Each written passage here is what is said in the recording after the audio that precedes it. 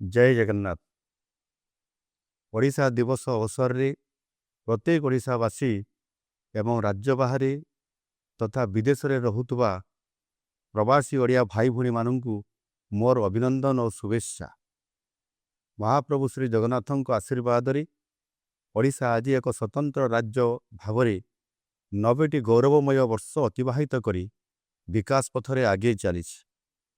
भाषा भित्तिरे प्रथम स्वतंत्र राज्य हेबार गौरव हासिल करिछि आम ओडिशा। एभली उपलब्धि हासिल पाई आमर बरपुत्र माने अनेक संघर्ष करथिले। एही अवसर रे समानक प्रति मोर भक्तिपूत श्रद्धांजलि अर्पण करुछि। ओडिया जाति तार भाषा साहित्य और संस्कृति पाई सबुबले निजर अस्मिता को अनुभव करि आसिछि।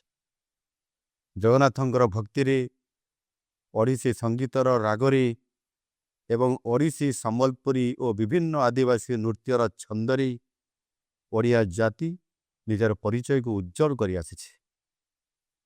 ओडिया पुओ झियो माने विश्वर जो कूଳରେ रहिले भी माटी माँ र संपर्क को भूली नहांती। विदेश माटी रे ओडिया पर्व पर्वाणी पालन करी ओडिया खाद्यर बास्नारे निजको हजाई दे निजर मौलिक सत्ता सहित जोड़ी हो रही। 90 वर्षर लंबा यात्रा अनेक घात प्रतिघात दे ओडिशा आज विकास यात्रार एक उत्साहजनक मोड्रे पहुँची। एक नुआ आशा नुआ भरोसा और विश्वासर सहित एक नुआ इतिहास लिखा अग्रसर होइछि। आगामी 10 वर्ष स्वतंत्र ओडिशा तार 100 वर्ष पूरण करिवो।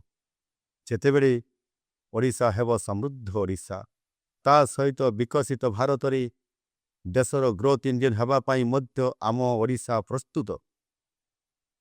एही 10 वर्ष प्रत्येक ओडियांक पाई संकल्पर वर्ष हेउ।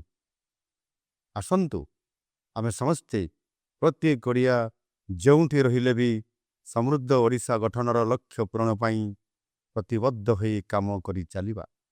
वंदे उत्कल जननी।